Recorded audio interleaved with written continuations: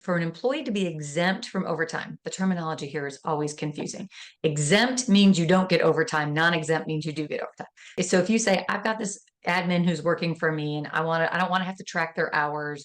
I just want to give her this amount of time to work and say work 40 hours in the week and then be done. If you want that person to be exempt from overtime pay, there's two components to it. There's a salary side of the test and there's a duty side of the test. So they need to have certain sufficient responsibilities to be exempt from overtime.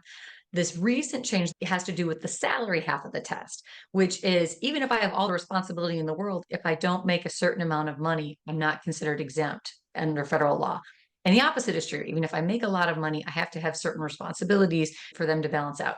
The salary was just under $36,000 a year to be exempt from overtime pay. They recently bumped it in July, and then January 1st, it's going to go up to almost $59,000 a year. That's a Almost pretty double. dramatic. That is a huge Yeah, change. it's Yeah. a big jump. So if you've got employees who you have classified as exempt and they're making in that $40,000 to $50,000 range, you will need to bump their salary on January 1st for them to maintain their exempt status, or you'll have to reclassify them as non-exempt, which is fine to do too. You just then have to track their hours. You have to be able to show for all my non-exempt employees, I tracked how many hours they worked, and I paid them overtime if they were entitled to it. And this is something we've had to do here at the firm. There are rules that affect us, like our paralegals cannot be exempt just because of their responsibilities, their duties. And then some of our administrative team are kind of in that same bucket. I will say administratively, like we talked about the administrative burden of having employees, this one is not a super heavy lift. We just ask everyone to start a timer, kind of clock in and clock out. So, if you do find that you're routinely having people who are working 50, 60 hours a week